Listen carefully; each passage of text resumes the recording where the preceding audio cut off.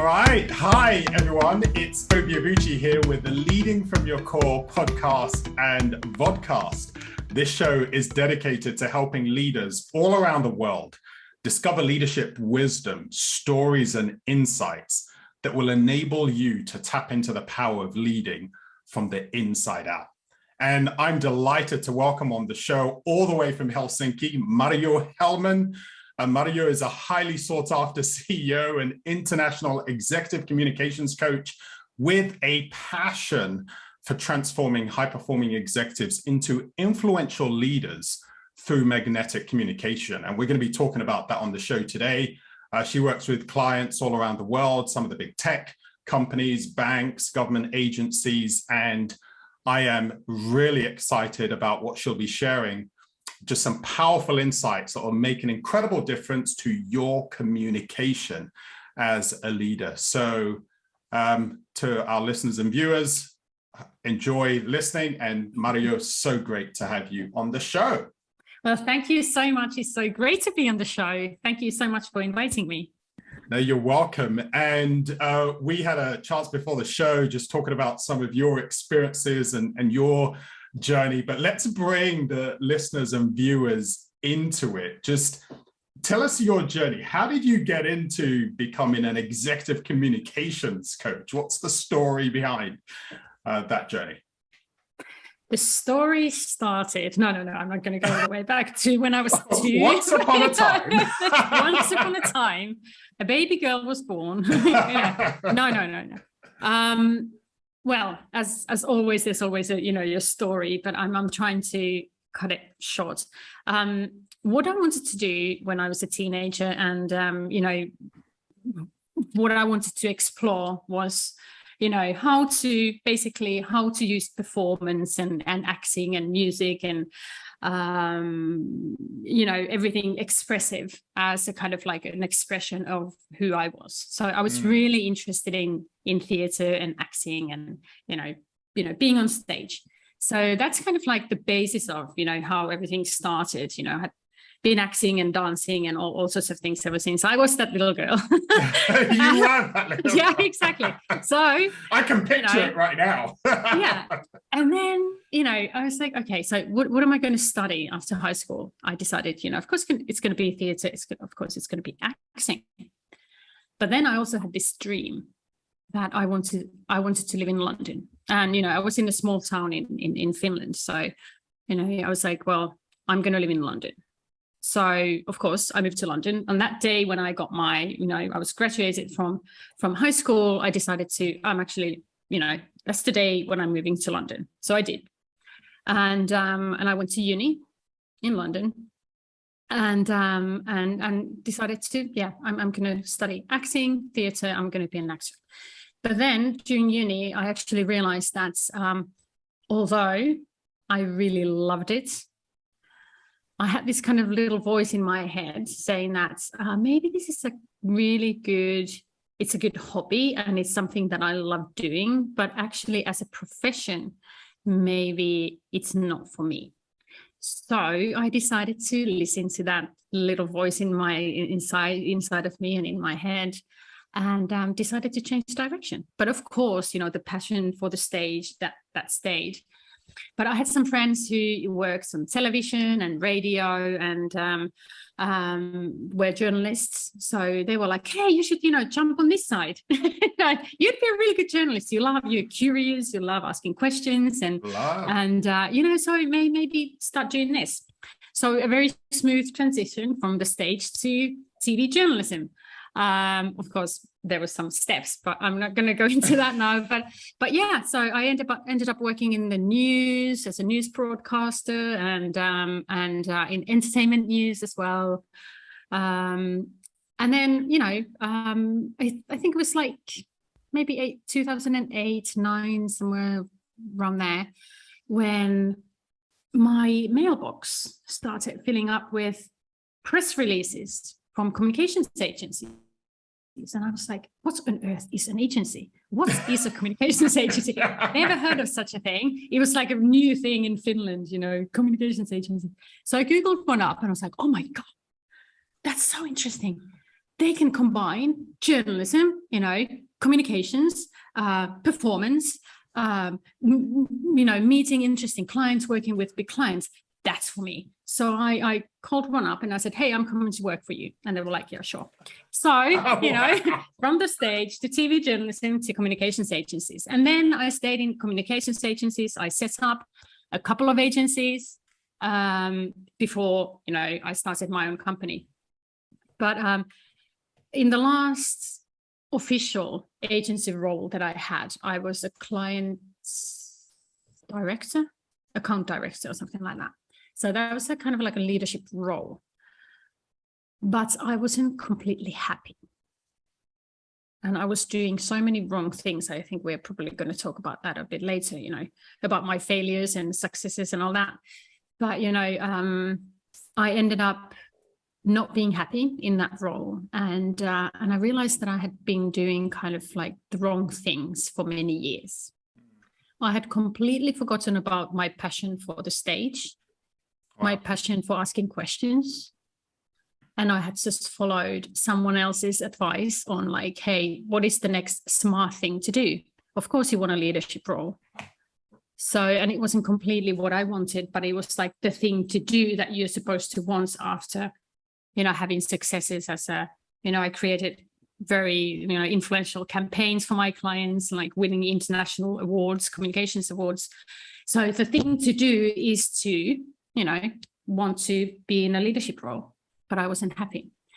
So then I had a burnout and I decided I have to really look inside. I have to find my inner voice again. What is it saying? And it said, you have forgotten who you are. And I wrote down in my notebook, I love notebooks. So I have one here. I always have one somewhere, So I wrote down, what's just free writing, what's coming out. And a few days later, I started circling the words that came up all the time. And it was, helping, inspiring. What I love doing was, helping clients really in a concrete way. Listening. I loved speaking, engaging people, things like that. And then I realized, oh my God, these are all the things that I love doing in theatre, and as a journalist.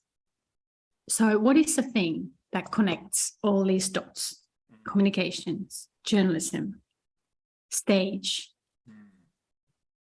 And I realized, oh my God, I can start coaching. All this experience that I have, it's so valuable to so many people. So why don't I create my own way of, how to combine these things? So yes, that's what I did. So wow. I became a coach. That's how I became a coach. Yeah.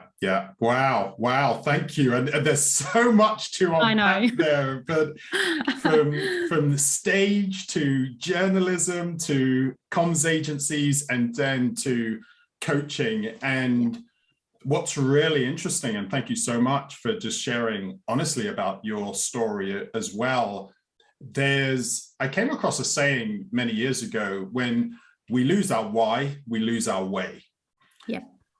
And there was a passion for performing, for speaking, for connecting, and that inner voice, you trusted that inner voice early on to say, I've got these strengths, but I don't necessarily want to use them as an actress. I want to connect with people. I want to communicate. And then along the way, things got lost, and it sounds like it got buried. And then that results in burnout because you're not living in alignment with who you truly are and your purpose and your reason for being, so to speak. And rediscovering that draws on all of those incredible insights, but really bringing together who you are and what you're passionate about. So that is incredible. Thank you for sharing that. I think there's a lot that people can take away just from that, the importance of being true to yourself and trusting that inner voice. And I'm curious because I've got some assumptions in my mind already, but I'd love to hear from you. First of all, one of the things that you're really big on is magnetic communication. And I'd love you to just unpack that for us a bit. What is it? What's the impact it has as a leader? And how do you really draw on, what do you draw on as a leader to be a magnetic communicator? So I've thrown a few questions in, but just to start off, just unpack magnetic communication for us, please. Well, magnetic communication is actually, it came up when I started connecting the dots again. I had been coaching for a couple of years. And I realized that, so much of communications training and communications coaching is about technique. How do I stand? How do I speak? Do I move? Do I not move? Where do I put my hands? What is a powerful position and all of that? And I was like, that's a bit lame. Not to say that it's lame. It's very important. Technique's very important, but that's a thin layer on the top. Communication is so much more than technique. If we look at some studies, over 70% of all communication is something else than words. So it's about the presence, it's about the tone of voice, it's about connection. It's about so much more, how you carry yourself, everything, and what comes out of your voice when or from you when you're not even saying anything. So I realized that something is missing. I can't just teach people how to be like on the stage, but how to be themselves, what's inside, what is the authentic self that wants to come out, but we just don't have the courage to bring it up. So I created magnetic executive coaching because I wanted to connect the dots between leadership, like where is leadership going? What is the next leadership? What skills do leaders need going forward? So connecting leadership, connecting communication. What is that kind of powerful, impactful communications that the leaders need? And also of that inner voice, like connecting the dot between these and your inner voice, your inner being. So that's magnetic communication, so to speak. It's about having that kind of presence and being true to yourself, being very authentic, that people want to follow you.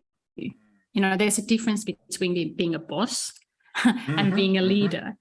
So a leader, magnetic leader, is actually someone who people want to follow, instead of, the traditional kind of, I'm a boss and I make people follow me. I force people follow me. So there's a big difference. So I work with people who want to be magnetic leaders, that people actually want to follow them. Yeah. Wow. And this resonates with a big message of mine, that is just the power of leading from the inside out. When you are relying on just merely position and, hey, I'm the boss and I tell you what to do, you're relying on something external. Yes. And yet what you're touching in, and I really love the alignment of those three pieces, the leadership, the communication, and the inner voice, the knowing who you are, that's incredibly powerful. And that can be missing for a lot of leaders, to listen to that inner voice. And it takes a lot of awareness. I'm curious, in your experience with the leaders that you coach, what do you see as some of the biggest barriers to listening, paying attention to, being aware of the inner voice? I think so many leaders are so, they're like company people, this is this is what we offer, this is the, this is how we do things. this is how great leader I am, or whatever. It's about them, when you should be more concerned about others, your clients, your audience. So I think the first obstacle is to actually make them realize that no one really gives a, I don't know if you can say the word here, but no one really cares about you that much unless, unless you are an answer to a problem. Unless you actually know how to solve a problem, some kind of a problem for this client or for this audience. And when you're actually concentrating on them instead of, just being me. And that's the key for all successful communication and leadership as well. If it's about you, it's not very magnetic and it's not very interesting. But if it's about the other people, and you're really concerned about them and their well-being, and then, answering their problems or whatever, then that's exciting. That's something that now I want to listen to you. You actually care about me. That's how I feel. You're connecting with me. I feel that you care about me. But if it's just about you, blah. So these are the first obstacles. Stop paying so much attention on yourself, and direct your attention to and your energy to the other person. And this is the first thing, they're like, so how do I do it? So then first you probably have to change your, let's see, for example, a typical company presentation. What is it? This is the company. This is the growth we've had in the last few years. We are amazing. This, we work with these and these clients, when it should be like, hey, we've done some work and we know what your problems is and where your business is going, and we are actually that we have this, we know your problem, and let's work on that together, and then you can succeed and blah blah blah. So you turn your attention to them. So that first obstacle is actually the company presentations and how they describe themselves, and it's very top level and it's not very deep. So instead of going on about how great you are, you have to take a step back and see like, what is actually interesting? What is interesting to that other person? What is about my story? Something that really clicks, and they can say, hey, I know I've had that problem. I know where that person is coming from. And then you have to go kind of like deeper. You don't just say the things that you think that people want to hear, but you actually go a lot deeper, and you think, okay, can I reveal something about myself? Can I have the courage to reveal, to be a bit vulnerable and authentic, and say something that actually is meaningful to these people? And that's hard. If you've spent a lifetime speaking from your head instead of speaking from your heart, that's where most people stop, and most leaders stop. They don't want to go there. But if you go there, that's when you can become magnetic, and that's when it's greatness. That's where you truly become a great leader instead of just being that boss. I just had shivers down my spine as you went there with where do you have to go to? Where do you have to go to as a leader in order to be really magnetic? And it feels like there is and I see this all the time, right? As you move up the leadership ladder within an organization, it comes with privileges, it comes with accolades, it comes with recognition. And the challenge is that your ego grows as well, right? Hey, look at me, I'm all of that and so much more. And therefore, I want to focus on that, and I want to protect that as well. And that's something that I see, that my ego wants to protect that. Look at what I have done. And yet what you're saying feels, it's almost counterintuitive. It's well, the more you acquire, the greater impact you want to have, you've got to hold loosely to all of these things, and certainly to your ego, and really become even more and more focused on others, more and more centered on others, more and more willing to be vulnerable and honest and open. And that feels like I see it. I see it. It's a real struggle and a tension for leaders. And yet I just felt the power of the impact, because it sounds like what you're describing is, if you can really be human, boy, you will connect as a leader. Exactly. And I love that. I sometimes say, be more human. I actually say that to my clients, because I'm like, you're like a robot. You know, nobody cares about a robot unless you are there to see a robot, unless you're in a AR. You know, I'm not here to see and follow a robot. So being more human, that's all there is. I mean, now going forward, I like to talk about next gen leadership and leadership 3.0. And it's actually started, you know, we all know what happened during the pandemic, and people, you know, everything's changed. Basically everything changed. And it's probably never going to go back to normal. New normal. So everything changed in a working environment, and leadership changed, but we just haven't realized it yet. Leadership had to change, but we haven't really evolved as leaders yet. And then there's like these unprecedented changes in the world. We have the massive inflation and this, you know, war in Europe, very unprecedented. And China still struggling with the pandemic and everything. So everything is in turmoil, you know. And so how are we supposed to lead going forward at the moment? We don't know. We don't know what's going to happen.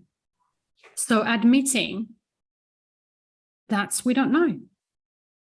You know, that's all we can do at the moment. Admitting and being like, hey, but together as a team, as a company, let's figure it out.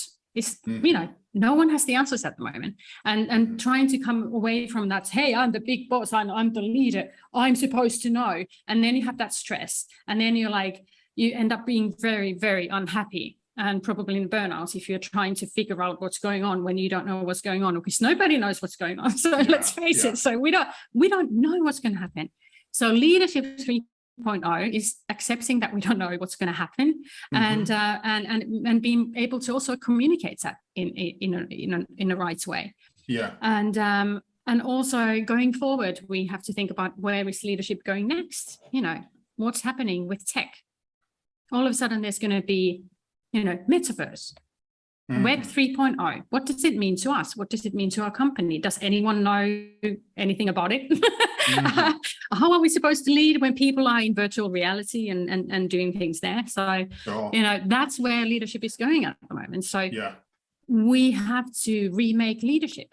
We are at that, you know, spot right now, and we haven't really evolved yet. So that's very exciting for me, actually, being able to do this and work with clients when it's like, hey, let's face this, you know, challenge together. And also there's so many opportunities. You know, it's a struggle at the moment, but like, you know, some wise person has sometimes said, you know, there's always an opportunity in the struggle. So you know, and I like to you know, think that this spring, for example, it was I'm being very honest, it was very tough, you know, for me as well, because first it was like celebrations in January. Hey, it's no longer, you know, we don't have pandemics. We don't have all this like restrictions anymore. We don't have to wear masks and all of that, you know, that liberation. And then you have about a month of that, you know, like, things are going to finally start working out and people are going back to the office and everything. And then there's the war. You know, and being in Finland, we were right next door to Russia, as probably most people who know geography know. We have a very long border with Russia. So, and working with Finnish clients and Nordic clients, everything's just stopped. Wow. For a few weeks. You know, and instead of being like, oh my God, I don't know, I can't do this anymore. You have to be agile. You have to be resilient. And I know you like to talk about resilience. You have to be resilient. And I figured out I'm so resilient. I realized that there's an opportunity even in this. It's an opportunity for me to create. Let's look at this whole thing. Let's look at all my offerings, everything that I do, my consulting, my coaching. Let's look at it differently. Who should I work with next? What are the markets where I could be working? Yeah. Where can I expand? If they're not buying this right now, what am I going to do next? What is the next big thing that people actually want to learn, and what do they need right now? So I'm constantly thinking, what do people need right now? What does the world need right now? What do my clients need right now? So that's an opportunity always to also grow as a leader, even if it seems like, oh my God, we don't know what the hell is going to happen next. Thank you for sharing that, Marjo, and I think for demonstrating how you walk your talk as well, because I love the fact that there's all of this uncertainty going on. And going back to what you said about that the heart of magnetic communication, what it means to be a leader is the focus not being on yourself, because it could be very easy. And I'm sure we've all had those days. I've had them where you just think this is tough and, temptation to beat yourself up. And yet I love the fact that you were able to circle back and say, okay, what do my clients need? What does the world need? What are the opportunities? How can I serve people differently? So focusing on others, right? Is, hey, what can I do here? Which then brings you back to the ability to communicate from a much deeper and richer and purposeful level. Right. And I'm just, we may have touched on this already, but when you speak to clients and people are reaching out to you, what do you say? Why is it absolutely important that people take on board this skill of magnetic communication? What's the value? Because some people could just say, listen, what we do works, and I just prefer to tell people what to do, and our presentations that they work. But why should leaders engage with a more magnetic way of communicating? It's the same as, what's the value of communication? I know many companies still are thinking that, we just, communications is advertising. That's enough. You just buy advertising space and we do some marketing and maybe social media, and that's it. When the world doesn't really work like that anymore. If you want to make an impact and actually be a part of, actually have people care about your brand, have people actually care about your products and what you do, and you, we know that there's so much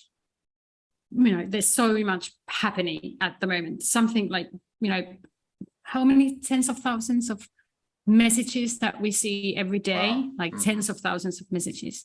And if you're trying to think that, hey, if I just advertise or do a bit of marketing, that's enough. People are going to remember my advertising. I mean, how many advertisements have you seen today, and how many do you remember? Or you might see a really nice advert, but then people ask you, and I always do this with my clients, I say, do you remember who was advertising? And they're like, oh, it was a car. It was a really nice advert though, but it was the car. But do you remember which make, which brand? And they're like, I have no idea. So, communication and the value of communication is, it's always human to human. And we as humans, we like to follow other humans. We like to connect with real people. So the value in magnetic communication is that you can't really, going forward, you can't really lead a team, and you can't really be successful unless you learn the power of communication, and you learn to communicate in a way that people want to follow you and they actually want to care about you. Or I think it was Richard Branson who said that the communication is the most valuable leadership skill you could have. So essentially, communication is leadership.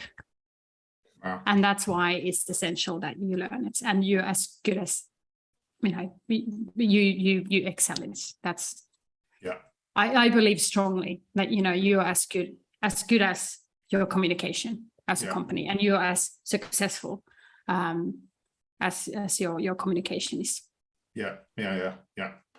And we all think, when we think of some of the great leaders, I think what you're saying absolutely rings true. The words that they have communicated, well, the words they've communicated verbally, what they've communicated verbally and non-verbally has been incredibly powerful as well. Who you just mentioned, Richard Branson. Who, when it comes to communication, who are some of your go-to exemplars of communication? Just give us your top three, if I can squeeze that out. It's interesting. May I ask this from you? Who do you think are the communicators? Like, if you'd like to follow someone, or if you think someone is influential and magnetic leader, who would you say? Now, this is a test. Sure, I know. There we go. Wow, listeners and viewers, you didn't see that one coming, did you? Now? Well, there's an absolute classic for me, which is Martin Luther King. Right, he comes on several levels. The I Have a Dream speech, so the speech itself and what he communicated there, but the life that he lived and what that communicated, and the inspiring people to overcome adversity through love. So all of that, for me, that's a massive exemplar. Who else comes to? There are so many, actually. So I'm trying to filter out some of my top three. Whether you, and this is regardless of your spiritual persuasion, faith persuasion, religion or not, Jesus, for me, was an incredible communicator, influencer, a real heart and authenticity, power. So he's someone else that comes to mind. And then,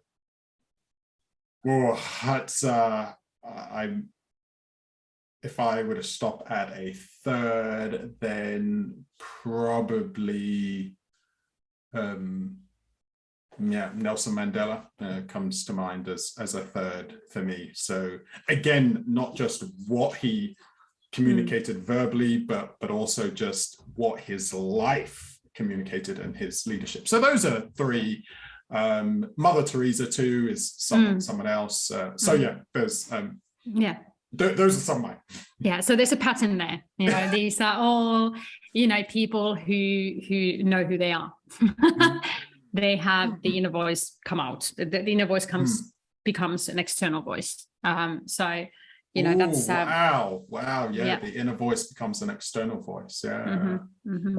Yeah. So there's a pattern. I asked this question because I've done hundreds and thousands of coachings, and I always ask this question. And this is exactly like, I like your answers because they are like the next level already. But most people always say, regardless of where they are, whether they are in the US or the UK or Finland or Sweden or whatever, the most commonly named people are Michelle Obama and Barack Obama. Wherever you go. Sure. Yeah. And now these people that you mentioned, Martin Luther King, Jesus, Mother Teresa, all of those, what do these people have in common? They're all amazing storytellers. They know how to magnetize their audience. And where does that come from? It's where you have that inner voice, a bigger purpose, and you have the courage to bring it up and let it become your external voice and tell stories and really connect with people. What these people are amazing at is the connection. You always feel like you are the only person that they're speaking to.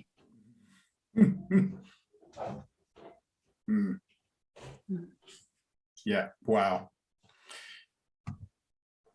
Yeah, that's you're giving a masterclass here, Marjo. It's incredible.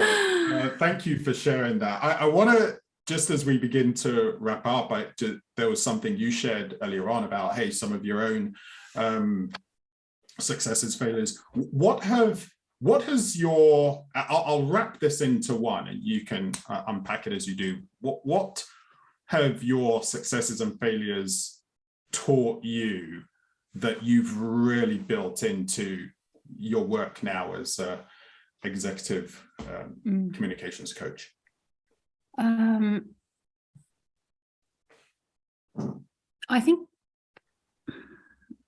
one of the biggest ones is be honest about who you are. And make sure that you're not living someone else's dream or someone else's dream life. And also one that is very important, like when you're honest with yourself and you know who you are, then also communicate it. People are not mind readers mostly. So, as funny as it is, I come from the background of communication, but I have been so crap at communicating who I was.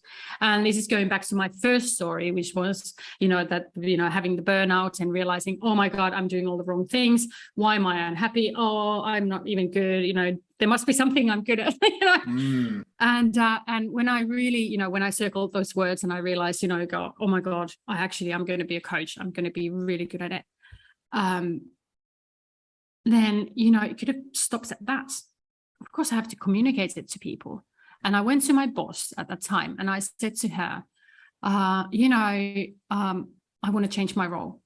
And she was like, oh, okay, what? And I said, I'm going to start doing this coaching and I'm going to create my own model. And that's what I'm going to do. And she was like, okay, why haven't you told us this before? And I'm like, because I didn't even know that's what I wanted to do. Because I wasn't honest with myself. And I know I have to be because I was so unhappy.